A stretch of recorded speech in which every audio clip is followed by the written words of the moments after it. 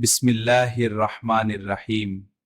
আসসালামু আলাইকুম ওয়া রাহমাতুল্লাহি ওয়া আজকের এই বারাকাতুহু। গল্পটা শুরু হয়েছিল একটা অন্ধকার রাতে, যেখানে একজন মানুষ ভেবেছিল তার পথ শেষ হয়ে গেছে। সেই মানুষটার নাম ইউসুফ। রাজশাহীর একটি ছোট গ্রামের সাধারণ কৃষক। 5 ওয়াক্ত নামাজ পড়েন, কারো সাথে ঝগড়া নেই। মানুষ তাকে ভালোবাসে। কিন্তু সেই বছর বন্যায় ফসল নষ্ট, ব্যাংকের লোন শোধ দিতে পারছেন না, মেয়ে অসুস্থ, ছেলের পরীক্ষার ফি বাকি।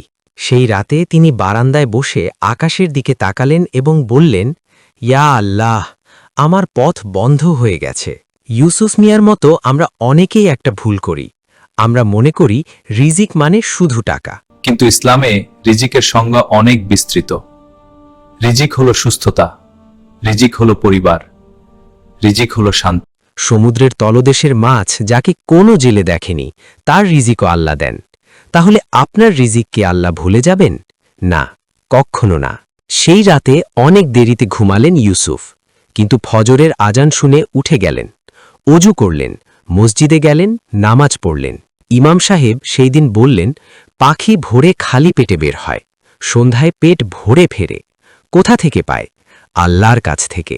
নামাজের পর ইউসুফ মিয়া কাঁদলেন, বললেন, ইয়া আল্লাহ, তুমিই রাজিক, তুমি ছাড়া আমার কেউ নেই। মসজিদ থেকে বের হলেন হালকা মনে। বুকের উপর থেকে পাথর সরে গেছে। পরের সপ্তাহে আরও খারাপ খবর। ব্যাংক থেকে চিঠি, লোন না দিলে জমি নিলামে উঠবে। গ্রামের মহাজন এলো সুদে টাকা দেবে। ইউসুফ মিয়া জানেন সুদ হারাম, তিনি না বললেন। মহাজন বলল, ধর্মকর্ম দিয়ে পেট ভরে না। ইউসুফ মিয়া শান্তভাবে বললেন, বিশ্বাস বিক্রি হয় না। রাতে কুরআন খুললেন, পড়লেন, যে আল্লাহকে ভয় করে আল্লাহ তার জন্য পথ বের করে দেন এবং তাকে এমন জায়গা থেকে রিজিক দেন যা সে কল্পনাও করেনি। সূরা তালাক। পরদিন ভোরে মোবাইলে একটা কল, অপরিচিত নম্বর। ঢাকা থেকে একটি এনজিও। তার বাবার পুরনো বন্ধু হোসেন চাচা তার কথা বলেছেন। তারা সৎ কৃষকদের সুদমুক্ত সহায়তা দেয়, সম্পূর্ণ হালাল পদ্ধতিতে। ইউসুফ মিয়ার হাত কাঁপল। কালী বলেছিলেন, সুদ থেকে বাঁচলাম তোমার জন্য। আজই আল্লাহ সুদমুক্ত পথ পাঠিয়ে দিলেন। এটাই আল্লাহর রিজিক, যা কল্পনাও করা যায় না। ঢাকায় গেলেন, প্রশিক্ষণ নিলেন, আধুনিক জৈব কৃষি পদ্ধতি শিখলেন। প্রতিদিন ফজরের পর খেতে যেতেন, ইস্তেগফার করতেন, দোয়া করতেন। রাসূলুল্লাহ সাল্লাল্লাহু আলাইহি ওয়াসাল্লাম বলেছেন, যে বেশি ইস্তেগফার করে আল্লাহ তাকে কল্পনাতীত জায়গা থেকে রিজিক দেন। প্রতিবেশীরা হাসল, বলল, এতে কিছু হবে না। কিন্তু ইউসুফ মিয়া থামলেন না। সেই বছর তার ফসল হলো দ্বিগুণ। আশেপাশের জমিতে কম, তার জমিতে দ্বিগুণ।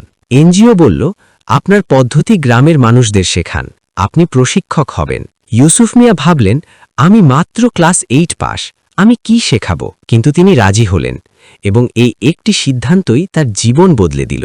তিনি শুধু কৃষি শেখাতেন না, বলতেন, গাছ জন্মায় আল্লাহ, ফল দেয় আল্লাহ। পরিশ্রম করো, কিন্তু ভরসা রাখো আল্লাহর উপর। ভাই ও বোনেরা, এখন আমি বলবো আল্লাহ কোন কোন পথে রিজিক পাঠান। প্রথম, তাকওয়া। যে আল্লাহকে ভয় করে আল্লাহ তার জন্য পথ বের করেন, সূরা তালাক। দ্বিতীয়, তাওয়াক্কুল। আল্লাহর উপর ভরসা, তবে উট বেঁধে তারপর ভরসা করো, রাসূলুল্লাহর নির্দেশ। তৃতীয়, ইস্তেগফার। হযরত নূহ আলাইহিসসালাম বলেছিলেন, ক্ষমা চাও, আল্লাহ বৃষ্টি ও সম্পদ বাড়াবেন। চতুর্থ, সিলাতুর রহিম। আত্মীয়তার সম্পর্ক রক্ষা করলে রিজিক প্রশস্ত হয়, বুখারী। পঞ্চম, সদাকা। দান কখনো সম্পদ কমায় না, আল্লাহ 70 গুণ ফিরিয়ে দেন। ষষ্ঠ, হালাল উপার্জন। হালাল পথে রিজিক খোঁজা প্রতিটি মুসলিমের ফরজ। সপ্তম, শুকরিয়া। যদি কৃতজ্ঞতা প্রকাশ করো, আমি আরও বেশি দেব, সূরা ইব্রাহিম। 5 বছর পর সেই 2 বিঘা জমিতে এখন একটা মডেল ফার্ম, মানুষ দেখতে আসে। বড় ছেলে আরিফ বিশ্ববিদ্যালয়ে, ছোট ছেলে রাফি কুরআন হিফজ করছে, মেয়ে নূর সুস্থ আলহামদুলিল্লাহ। রহিমা আশেপাশের মহিলাদের সেলাই শেখায়।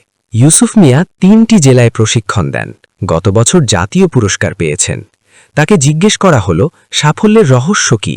তিনি হাসলেন, বললেন, রহস্য কিছু না, আল্লাহকে বিশ্বাস করলাম, হারাম থেকে বাঁচলাম, ইস্তেগফার করলাম, সদকা দিলাম, পরিশ্রম করলাম, আল্লাহ বাকি সব করেছেন। কিছু ভুল ধারণা আছে। প্রথম, বেশি চিন্তা করলে বেশি উপায় হয় না, অতিরিক্ত দুশ্চিন্তা আল্লাহর উপর ভরসার ঘাটতি। দ্বিতীয় ভুল, হারাম পথে বেশি পাওয়া যায়। হ্যাঁ, সাময়িক লাভ হয়, কিন্তু বরকত নষ্ট হয়। তৃতীয় ভুল, অন্যের রিজিকে হিংসা করা। হিংসা নেক আমল খেয়ে ফেলে। রাসূলুল্লাহর হাদিস, দোয়া করলে সাথে সাথে আসবে, এটাও ভুল। আল্লাহর নিজস্ব সময় আছে, ধৈর্য ধরুন। আপনি যদি এখন সেই অবস্থায় থাকেন, চাকরি নেই, ঋণ আছে, পথ নেই, এই কথাটা শুনুন। আল্লাহর ৯৯ নামের একটি নাম আর রাজিক, রিজিক দাতা। রিজিক দেওয়া তার দায়িত্ব।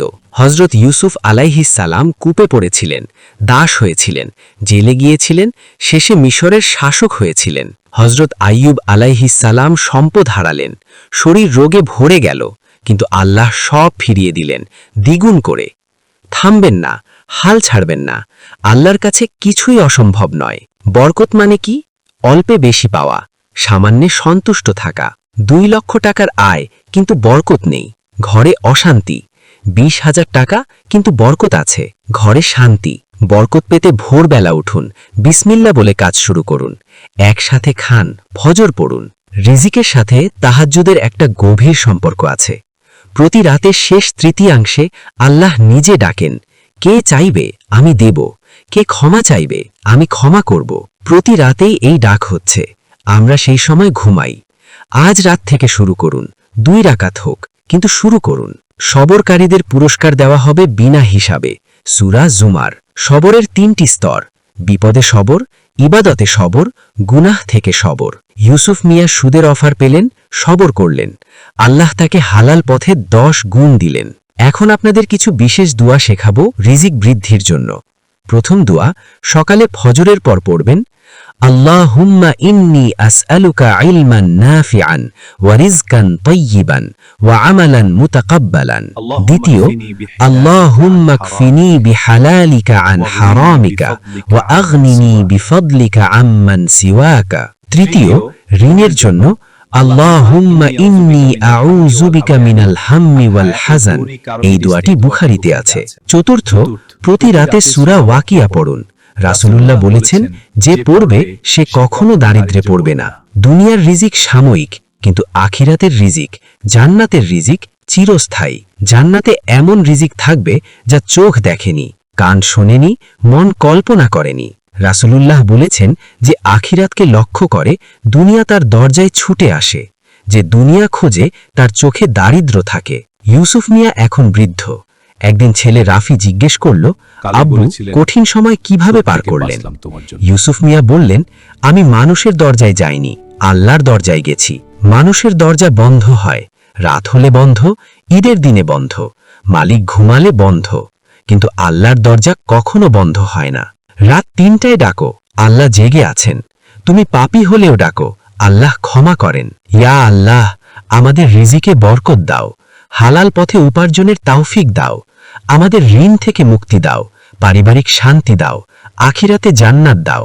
আমিন। জাযাকুমুল্লাহু খাইরান। ভিডিওটি ভালো লাগলে শেয়ার করুন। আল্লাহ হাফেজ।